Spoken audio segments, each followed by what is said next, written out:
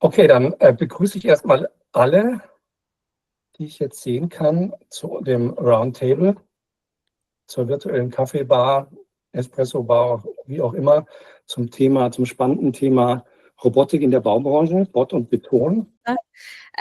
Ja, Ina Robotics, also wir sind eine Ausgründung von der TU München vom Professor Matthias Althoff und damals hieß das Projekt AINA Robotics, was sicherlich ein guter Name war, aber auf internationaler Ebene immer zu Schwierigkeiten gesorgt hat und wir wollten gerne auch einen Namen wählen, der disruptiver ist und mehr unsere Vision für die Baustelle aufzeigt und Zeitgeist ist ja ein Wortspiel mit dem Wort Zeitgeist, was man auch im Englischen verwendet. Und weil es eben ein deutsches Wort ist, spielt dann noch diese deutsche Ingenieurskunst mit rein. Gut, genau, und vielleicht nur noch 2 Sätze. Wir sind eben von der TU München eine Ausgründung und wir bauen intelligente Roboter, ähnlich wie Baubert, aber in anderen Bereichen. Und vor allem der Fokus auf das Thema intelligent. Unsere Roboter brauchen keine 3D-Modelle oder BIM-Modelle oder sonstige Dreibeiner, um sich zu orientieren. Wir können das von ganz alleine mit unserem LiDAR, Radar und Kamerasystem.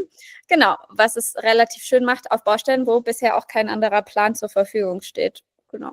Manuel Bös, Firma Liebherr in Bischofshofen. Liebherr ist größer. Wir speziell sind im Bereich der Erdbewegungsmaschinen eins der 4 Herstellerwerke in der Sparte Erdbewegung. Und wir bauen den Radlader hier, also entwickeln, bauen, vertreiben und so weiter. Und der Radlader, wie viele andere unserer Produkte, werden auch zu Robotern. Natürlich, wie kann das sein? Und das machen wir eben in unserem Team. Also wir machen aus Erdbewegungsmaschinen, Erdbewegungsroboter, das aber auch nicht also von heute auf morgen, sondern wir investieren weiterhin auch in die größte Kabine und den besten Komfort für den Fahrer und Fernsteuerungslösungen und Assistenzsysteme und so, um halt die ganze Bandbreite abzudecken von Einsätzen, wo der Mensch seine Stärken ausspielen kann und anderen Einsätzen, wo der Roboter seine Stärken eher ausspielen kann oder wo man keinen Menschen findet, um die langweilige Arbeit zu machen. Genau. Und das nicht nur für den Radlader, sondern mal für alle gelben Maschinen aus unserer Welt.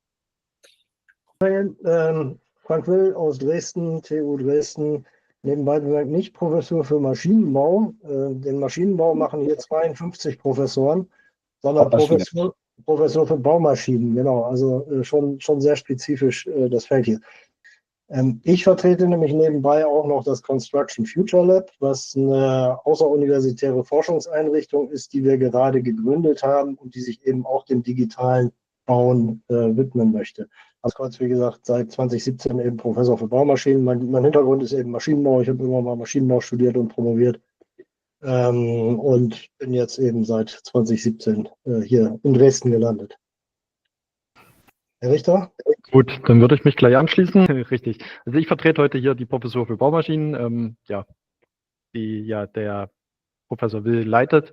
Zu mir, ich habe Maschinenbau studiert hier in Dresden, bin seit 2014 am Lehrstuhl, leite den Fachbereich Automatisierung und Robotik an der Professur und werde nachher auch noch ein paar Folien zeigen dazu. Habe ein bisschen in einem anderen Bereich promoviert, eher Simulationstechnik, aber das so viel zu mir. Jetzt grundsätzlich, ich bin Bau- und Wirtschaftsingenieur, seit 25 Jahren bei Hochtief. War früher im Hochbau tätig, bin seit 18 Jahren aber nur noch digital tätig. Eigentlich das, was aus der Thematik modellbasiertes Arbeiten rauskommt. Sind dann auch, sag ich mal, klar, auf dem Weg ein bisschen in Richtung KI, aber auch, was können Maschinen mit Automatisierung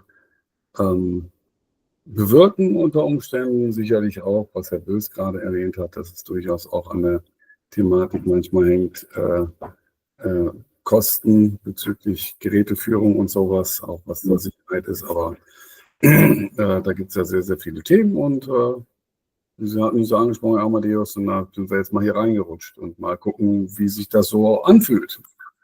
Ich freue mich sehr, heute hier zu sein. Vielen Dank, Herr Amadeus. Ich bin von der Firma Baubot. Wir gehören seit September letzten Jahres zur Fischer-Gruppe. Das sagt den Bauexperten und Expertinnen unter Ihnen sicher was, die Fischer-Dübel. Wir haben begonnen eigentlich in der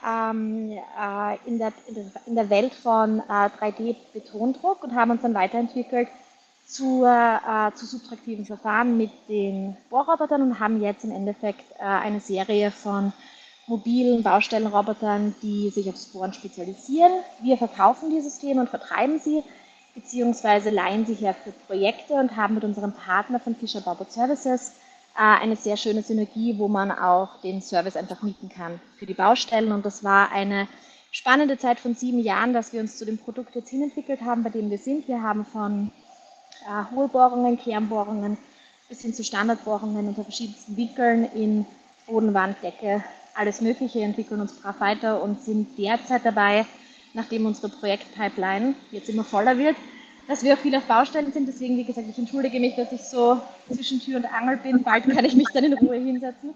Aber ich komme eben gerade von einer Baustelle, von einem sehr spannenden Projekt in einem Data Warehouse und ja, freue mich sehr, heute dabei zu sein. Vielen Genau. Ich habe ja schon eine Intro zu unserem Namen Zeitgeist gegeben. Also wir möchten sehr stark der Bauindustrie helfen, eben die neue Ära, die jetzt mit KI, wie Herr Amadeus schon gesagt hat, möglich ist zu bauen. Und was man hier sieht, sind eben nicht nur Roboter, sondern auch eine ganz vernetzte Baustelle. Und was das mit uns zu tun hat, werde ich gleich erzählen. Wie wir eigentlich überhaupt auf die Idee gekommen sind, ist, dass wir der Lehrstuhl für Robotik sind und Informatik an der TU München. Und was wir da sehr klar kennen, das ist auch das Startup Robco, was zuvor aus dem Lehrstuhl raus entstanden ist, dass in Industriehallen sehr stark automatisiert wird durch Robotik. Und wir haben uns dann vor 6 Jahren die Frage gestellt, können wir nicht eigentlich auch mal diese Roboter auf die Baustelle stellen? Und es ist natürlich nicht so einfach. Es gibt da gewisse Herausforderungen, die Sie alle kennen. Und wir haben es dann aber geschafft, ein robustes System zu entwickeln, was eine unstrukturierte und unvorhersehbare Umgebung erkennt. Und deswegen möchten wir den extremen manuellen Aufwand auf der Baustelle, der ja jetzt auch immer problematischer wird, weil wir weniger Fachkräfte haben und weniger Arbeitskräfte, den möchten wir entgegenwirken und deswegen den Baustellen eine Lösung zur Verfügung stellen, wie sie eben schneller an das Arbeitsende gelangen und mit weniger Personal und vor allem in den Aufgaben, die heute nicht beliebt sind, wie es auch schon erwähnt wurde. Und dafür haben wir diesen Roboter hier gebaut und der ist nämlich modular. Wir haben ein Patent darauf, was angemeldet wurde, aber noch in der Pipeline ist. Das dauert ja mal ein bisschen. Und die Modularität ist nicht eben einfach nur, dass vorne der Endeffektor geändert werden kann und wir dadurch verschiedene Applikationen machen kann. Das ist ja recht State of the Art in der Industrie, sondern unsere Modularität bedeutet, dass wir jedes einzelne Modul mit nur 2 Schrauben auseinanderbauen können. Hier sieht man zum Beispiel auch 2. Und dann, wie jetzt bei zum Beispiel Formel 1, wo das Auto ganz schnell neue Reifen bekommt, hier auch beispielsweise Reifen für Indoor ranmachen können. Dieses Kettenfahrzeug ist ja jetzt für Outdoor und genauso haben wir andere Teile hier in dem Kofferraum, sagen wir immer, da ist die Batterie drin, die kann vergrößert, verkleinert werden, die lineare Achse kann vergrößert, verkleinert werden und das bedeutet eben auf Kundenseite, dass extrem schnell ein Roboter angepasst werden kann. Haben Sie auch Echo von mir oder ist das was anderes? Vielleicht ist jemand nicht stumm geschaltet. Genau. Und die Modularität bedeutet auf unserer Seite eben auch, dass wir relativ schnell entwickeln können, weil wir immer nicht einen komplett neuen Roboter bauen müssen.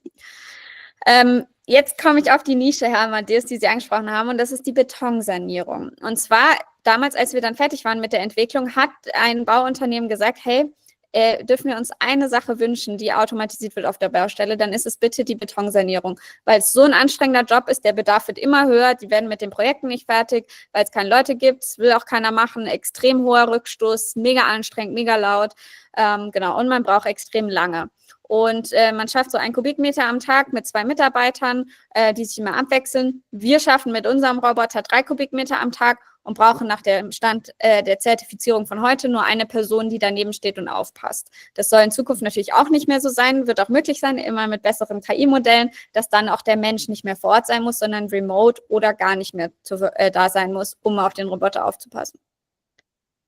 Genau, und jetzt kommt das datengetriebene Geschäftsmodell, das auch schon angesprochen wurde.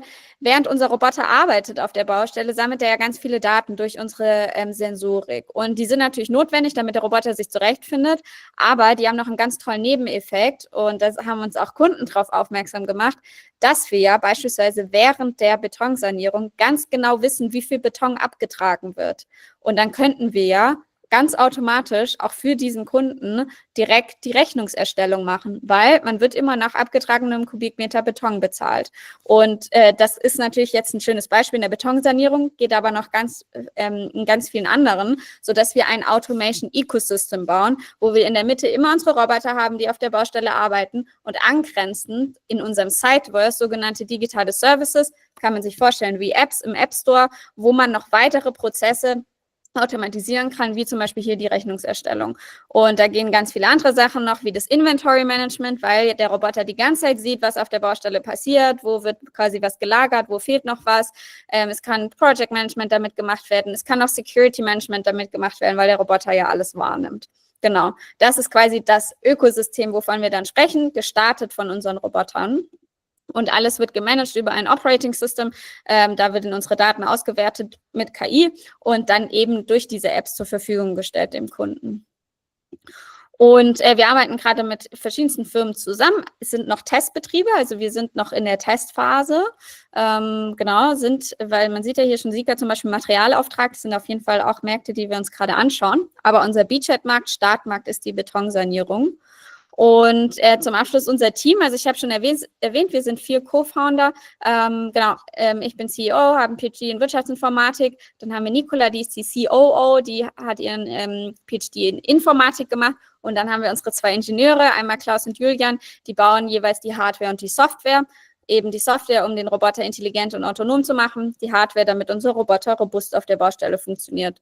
Und wir haben ein ganz tolles Mentoring Team auch von der Bauindustrie, also Robco beispielsweise ist aus der Robotik. Dann haben wir Sodex, kennen Sie vielleicht auch, der uns unterstützt, genauso wie unser Professor natürlich und ein ganz toller Investor aus den USA.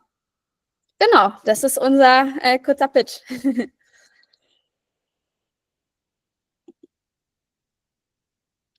Ich freue mich auf Fragen.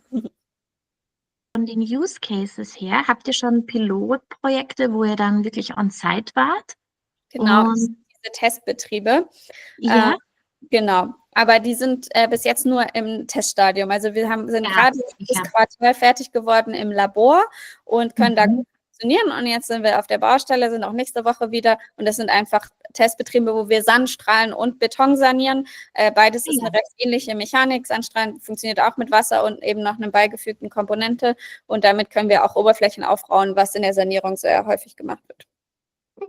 Cool. Dankeschön. Ich habe auch noch eine Frage. Ihr arbeitet ja modelllos, habt ihr gesagt. Quasi, ihr orientiert euch ohne BIM-Modell. Wie funktioniert das? Also erkennt ihr, oder in welchen Umgebungen funktioniert das? Vielleicht besser gesagt.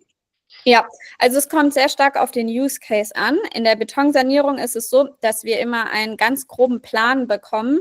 Das ist so ein PDF-Plan, das ist wie so ein Grundriss, wo der Ingenieur drauf markiert, wo saniert werden muss und wie viel Zentimeter tief, ob bis zur Bewehrung oder weniger und so weiter und so fort. Und genau, und dann haben wir natürlich unsere Kameras, die diese Umgebung rekonstruieren können und dann wird einmal gematcht mit dem, was wir eingespielt bekommen haben und dann muss der Mitarbeiter nur bestätigen, dass es stimmt. In den meisten Fällen passt das auch. Das ist jetzt bei der Betonsanierung sehr einfach. In anderen Fällen haben wir so, dass wir halt über eine Point Cloud ja durch die Kameraaufnahmen, die wir machen, selber ein 3D-Modell erstellen können. Genau, deswegen ist es einfach nicht notwendig, dass eins eingespielt wird. Dann habt ihr ja doch ein Modell, einen Grundrissplan, ein 2D-Modell. Genau, wir erstellen das aber selber. Es ist keine Notwendigkeit, das vorher zu haben. Auch in der Betonsanierung ist das jetzt sehr schön, weil das muss ja vorgegeben werden, wo saniert werden muss. Es muss ja ein Bauarbeiter wissen, wo saniert werden muss. Aber in anderen Fällen, wo das zum Beispiel noch nicht gewusst wird, braucht es das nicht. Und der Roboter kann sich trotzdem zurechtfinden mit unserer Point Cloud.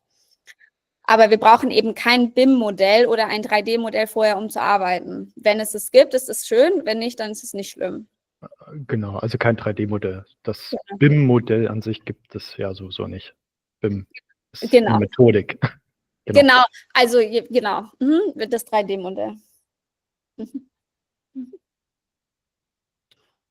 Könnt ihr auch vor Ort ausmessen? Zum Beispiel, wenn ihr sagt, ihr kommt auf eine Baustelle und jetzt hat sich dort was geändert und ihr wollt einfach die Punkte ausmessen und dann quasi euch eure Mission reinprogrammieren, beziehungsweise, kann ja auch sein auf einer Expo zum Beispiel, dass man da einfach sagt, man programmiert dann was rein, eine kurze Mission und lässt es dann ablaufen. Geht das oder braucht es immer ein Mission Planning vorab? Kannst du ein ganz konkretes Beispiel machen? Also Zum Beispiel, also jetzt ein ganz einfaches Beispiel, das aber jetzt nicht so viel mit der Baustelle zu tun hat. Du bist auf einer Expo und hast dort einfach nur einen kleinen Bereich, wo du das System arbeiten lassen kannst. Und hast es dann zum Beispiel, aus welchen Gründen auch immer, nicht vorab geplant, könntest du es dann einfach einmessen und dann dort das Programm ablaufen lassen. ja, total. Also das ist quasi diese Trajektorienplanung, die wir jetzt auch bei der Betonsanierung machen. Der Roboter schaut sich die Wand an, fährt einmal ab, welcher Bereich soll hier saniert werden, und dann hat der Mensch ein iPad vor sich liegen und kann bestätigen oder nicht bestätigen, ob das der Bereich ist, der saniert werden möchte. Also habt ihr ein Tablet eigentlich als HMI, das ihr dann verwendet? Genau. Damit muss der Roboter ja auch auf die Baustelle gefahren werden. Genau. Cool. Mhm. Herr Amadeus, Sie sind stumm.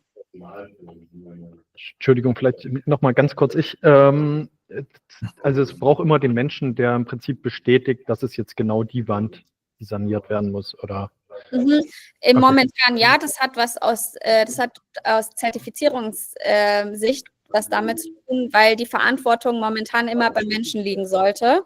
Es kann nicht die Verantwortung bei der Maschine liegen, Stand jetzt. Genau, aber ist ja auch gar kein Problem, weil meistens hat man ja den Bauleiter oder die Mitarbeiter noch auf der Baustelle. Wir ersetzen ja auch nicht komplett den Prozess, sondern wir machen den effizienter und ersetzen damit nur eine Person. Genau, und deswegen braucht es momentan immer eine Person, die bestätigt, um die Verantwortung bei Menschen zu lassen. Aber theoretisch ist es vollautomatisiert möglich? Oder? Ja. Okay. Auch in einem komplett quadratischen Raum mit 4 identischen Wänden, wüsstet ihr genau, welche Wand die richtige ist? Würde ich nicht sagen. Es ist, die Baustelle hat schon ihre Charakteristiken, und das Ding bei der Betonsanierung ist ja, wir müssen nicht genau wissen, wo wir uns auf der Baustelle befinden, sondern nur, dass die Wand, wo der Roboter davor steht, dass die sanierungsbedürftig ist. Und das machen wir natürlich über ein KI-Modell. Man kann nämlich sehr gut, das trainieren wir gerade, erkennen, die Wand hat so und so viele Muster, da ist Rost und so weiter. Dann fahren wir einen kleinen Test, wird abgetragen mit einem bestimmten Druck, und dann weiß der Roboter, mit großer Wahrscheinlichkeit ist der Beton so und so porös, und deswegen muss hier saniert werden. Aber in den meisten Fällen muss ja der Ingenieur sowieso vorher drüber gehen und sagen, wo saniert. Der Herr Godara hat eine Zwischenfrage. Ja, die war jetzt schon ein bisschen vor dem Thema Sicherheit, Frau Petzmann, einfach nochmal, weil Sie sagen ja Betonsanierung, und Betonsanierung ist ein bisschen umfassenderer Prozess. Sie haben sich im Prinzip den Teilprozess des Abtragens von schadhaftem Beton hin zur Sanierung im Prinzip vorgenommen, ne? Wenn ich das richtig verstehe, was Sie bis jetzt erzählt haben. Ja, sehr gute Frage, und da haben Sie total recht. Wir sagen Betonsanierung, weil wir mit unserer Modularität alle Bereiche abdecken möchten. Wir fangen aber mit dem Betonabtrag an, weil das die erste Aufgabe ist. Und danach würde ja zum Beispiel das Entrosten der Bewehrung kommen. Das kann dann auch der Roboter übernehmen. Danach würde der Mörtelauftrag kommen. Danach würde ein weiteres 2K-Material kommen, um irgendwie eine Tiefgarage vor Wasser zu schützen. Und dann wird es abgeschliffen werden. So, und wir sehen das die Märkte immer in Verticals, wie ein Subunternehmer diese Aufgaben übernimmt. Weil wir wollen natürlich, dass der Subunternehmer, wenn er schon den Roboter kauft, auch für mehrere Sachen nutzen kann und dann für Sachen, die er wirklich tut und nicht über diese Verticals verteilt, dann bringt das die Modularität ja nichts. Und deswegen haben Sie total recht. Innerhalb der Betonsanierung ist unser Startmarkt der Betonabtrag. Okay, ja, gut. Weil Betonabtrag gibt es ja auch bei anderen Dingen unter Umständen. Ich denke gerade an Kernkraftwerksrückbau.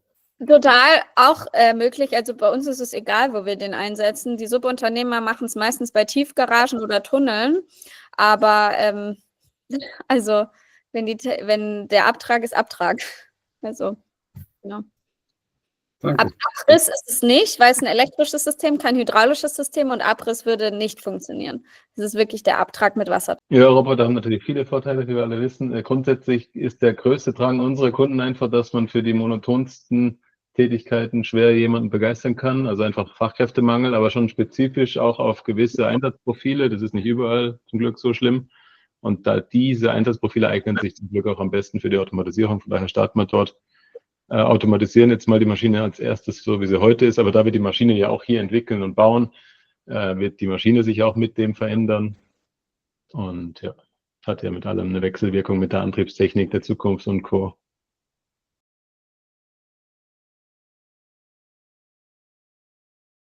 Ich versuche mich auch kurz zu halten, in Betracht der Zeit. Genau, also wir sind die Professur für Baumaschinen an der TU Dresden, Teil der Fakultät Maschinenwesen, ungefähr 28 Mitarbeiter, Mitarbeiterinnen, ein paar Techniker. Wir haben 2 Versuchshallen mit insgesamt 1500 Quadratmeter Hallenfläche. Ja, man sieht hier ein paar Bilder, noch ein Außengelände. In den Maschinenhallen stehen halt vorrangig große Maschinen rum, Bagger, Radlader und so weiter. Wir haben auch ein Beton-3D-Druckportal. Also auch in dem Bereich sind wir aktiv. Und hier sind noch unsere Forschungsfelder. Das sind insgesamt 3 Stück. Also der erste Bereich ist Automatisierung Robotik. Da geht es los mit Assistenzsystemen für konventionelle Baumaschinen bis hin zu neuartigen Systemen, was dann alles ja unter dem Begriff Baurobotik hier läuft. Der zweite Bereich sind Antriebssysteme und Komponenten. Und der dritte dann die Bauverfahren, wo auch der Beton-3D-Druck zuzählt. Ich habe es ganz am Anfang gesagt, also ich leite diesen ersten Fachbereich Automatisierung Robotik und ich würde noch ganz kurz wenigstens ein Projektbeispiel zeigen. Unser Aushängeprojekt, das ist der Wallbot, das ist ein Forschungsprojekt, was aktuell noch läuft. Ist ein Mauerroboter und Motivation ist einfach die, dass nach wie vor 75% aller Gebäude in Deutschland aus Mauerwerk gefertigt werden. Der Rest ist dann Beton- und Holzbauweisen. Und rund 50% der Herstellungskosten von Mauerwerk sind Lohnkosten. Auch insgesamt, wenn man sich die Gesamtkostenbilanz eines Einfamilien- und Zweifamilienhauses anschaut, dann entfällt doch ein sehr großer Anteil auf Mauerwerk und die entsprechenden Lohnkosten. Ja, auch hier haben wir immer weniger Fachkräfte. Der Klassiker, es ist eine körperlich schwere Arbeit. Und deswegen der Grund, warum wir das Ganze automatisieren wollen. Hier sehen wir ein paar Visualisierungen, wie das System einmal aussehen soll. Das ist eine kleine mobile Einheit. Ich habe, glaube ich, auch noch ein Video. Kann man einfach transportieren mit dem Kran, auch mit einem Stapler. Soll handelsübliche Plansteine verarbeiten können, also keine Spezialsteine, wie das bei anderen Systemen teilweise der Fall ist, und dann im Prinzip von Etage zu Etage gehoben werden. Wir haben einen automatisierten Mörtelauftrag und einen automatisierten Zuschnitt der Steine noch mit an Bord. Genau, hier kommt ein kurzes Video, auch wieder eine Animation, den realen Prototyp, der ist leider noch nicht fertig, sodass ich Ihnen den hier jetzt noch nicht zeigen kann. Das Ganze beginnt, dass das System an einer Basisstation angedockt ist. Die Basisstation lädt die Batterien, füllt frischen Mörtel ein. Das sieht hier noch ein bisschen anders aus als auf den Visualisierungen, ist ein bisschen älterer Stand vom Design her. Es hat ein omnidirektionales Fahrwerk, das heißt, kann unter sehr beengten Verhältnissen manövrieren, seitwärts fahren, auf der Stelle drehen. Ein Vakuumgreifer, der in der Lage ist, hier Steine, die im Verbund auf der Palette lagern, einseitig zu greifen und zu heben. Die Steine werden in der Maschine platziert. Dort erfolgt dann auch der Zurechtschnitt, der Mörtelauftrag. Hier sehen wir, das soll kollaborativ arbeiten. Wir arbeiten hier mit solchen Arbeitsraumprojektionen. Jetzt hat der Stein im Prinzip den Mörtel drauf und wird dann noch in der Wand platziert. Das ist mal so ungefähr, damit man eine Vorstellung kriegt, wie das Ganze dann mal arbeiten soll. Die anderen Projekte würde ich jetzt aus Zeitgründen nicht eingehen. Also wir haben auch noch Projekte zum automatisierten Spritz- und Sprühauftrag, zur Automatisierung von Elektroinstallationsleitungen und zur automatisierten Montage von Wand-, Fenster-, Fassadenelementen.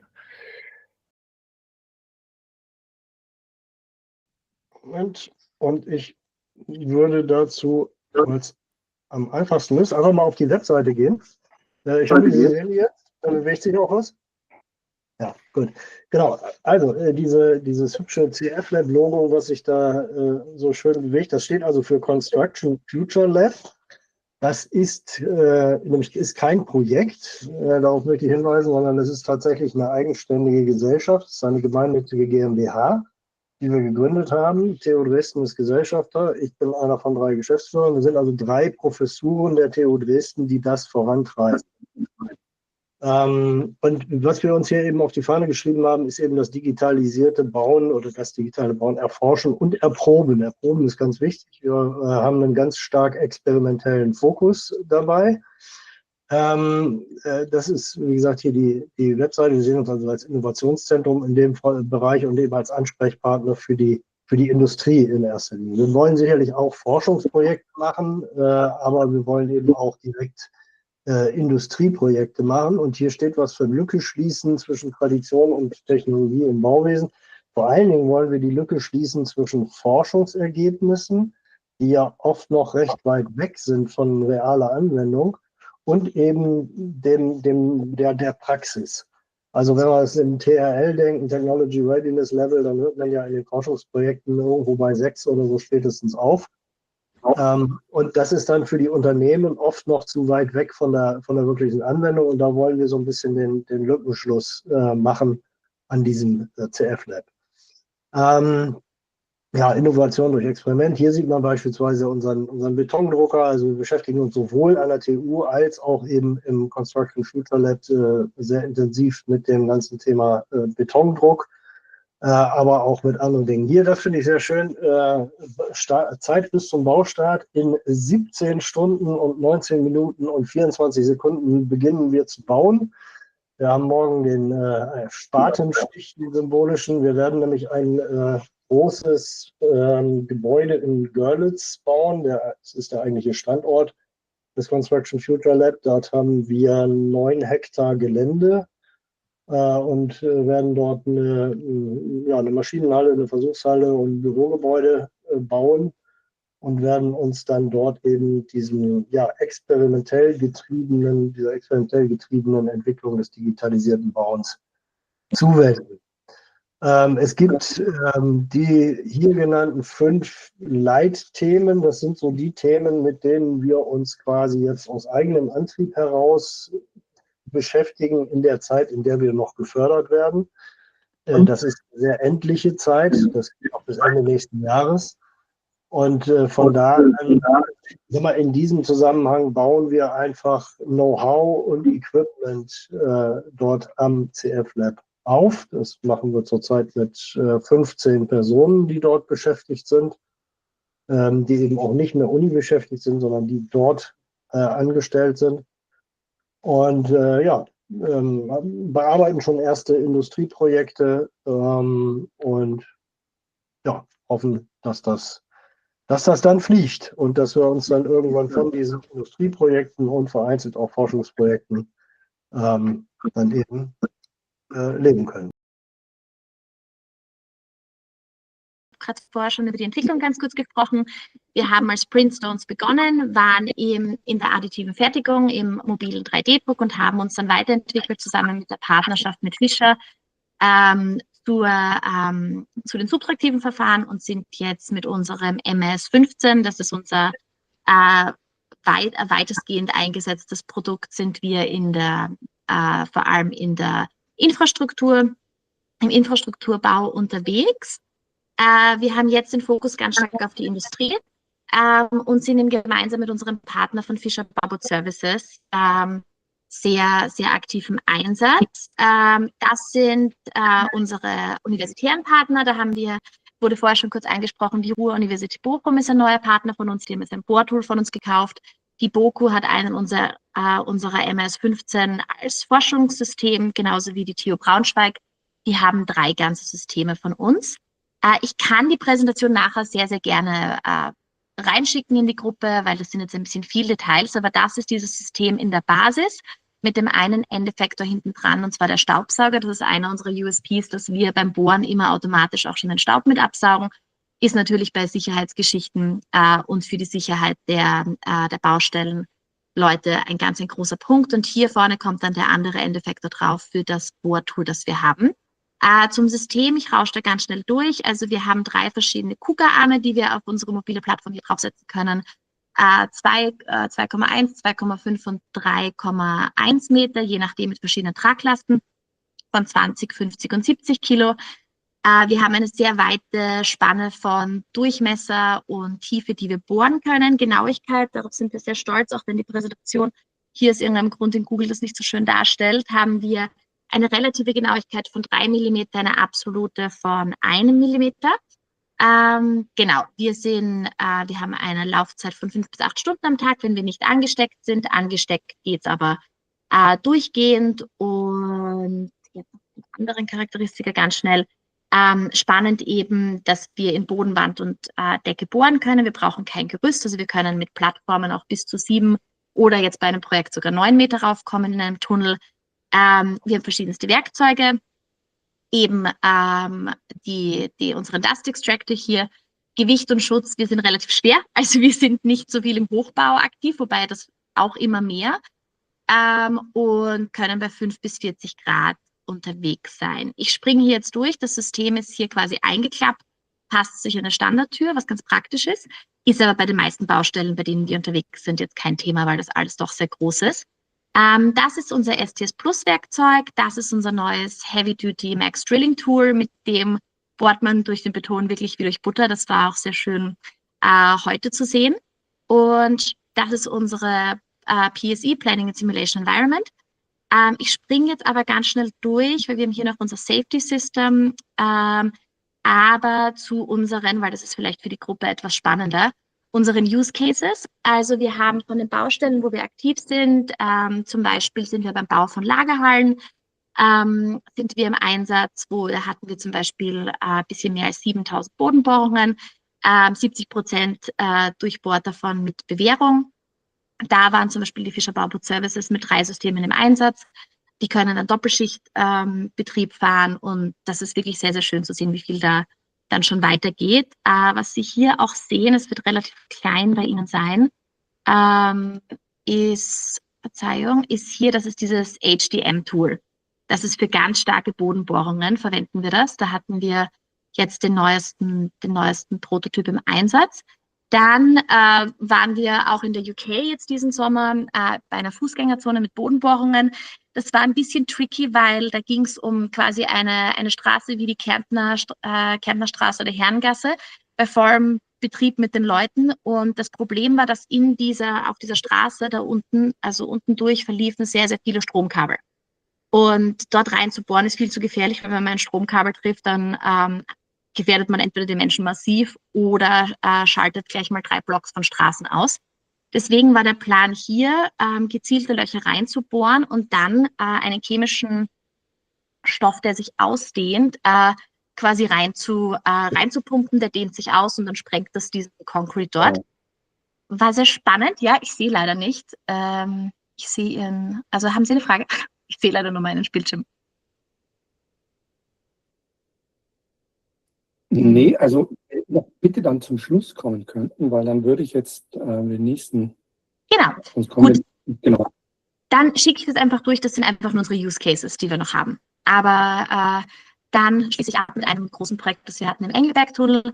Da haben wir fast 9.000 Löcher gebohrt mit 3 Systemen im Einsatz. War sehr spannend, weil wir dort, da kann ich meine Präsentation eigentlich auch schon beenden, weil wir das beim laufenden Betrieb gemacht haben. Und das natürlich spannend ist, wenn die Autos da durch den Tunnel währenddessen fahren. Und das ging quasi in Schichten von nachmittags bis abends und dann bis 6 Uhr morgens. Also war recht spannend. Aber gut, ich bin fertig. Vielen Dank. Richtig cool. Ich habe eine ganz, ganz kurze Frage, und zwar, weil Sie erwähnt haben, dass die Universitäten gekauft haben. Das heißt, verkaufen Sie sonst gar nicht, weil sonst keine anderen Bauunternehmen zu sehen waren. Ist das dann nur für die Fischer-Gruppe? Nein, wir haben auch die Rombeck-Sersa-Gruppe zum Beispiel, die haben ein System von uns gekauft und wir haben verschiedene Partnermodelle, die wir uns jetzt gerade ausmachen, weil die Baufirmen auch sehr interessiert sind, die Systeme zu kaufen. Wir sind jetzt gerade dabei, uns zu sortieren, weil mit Fischer Bauboot Services kann man den Service mieten. Jetzt gibt es aber Firmen, die sagen, ich hätte gerne ein System, aber ich hätte auch gern Leute, die mir das bedienen, weil ich meine eigenen Leute nicht dafür einsetzen will. Das heißt, da kombinieren wir dann Systemkauf mit dem Service. Dann gibt es welche, die es nur kaufen, also es kaufen auch andere außer den Unis, aber Mit dem Herrn Richter habe ich nämlich auch schon mal gesprochen, kommt mir gerade, von der TU Dresden. Also wir sind immer an Academia auch sehr, sehr interessiert, weil da ja die Forschung sehr aktiv weiterbringen, aber sind jetzt eben mit Fischer als Eigentümer stärker in der Industrie, aber haben da verschiedene Hybridmodelle. Also man kann eben selbst Operator werden oder auch nicht.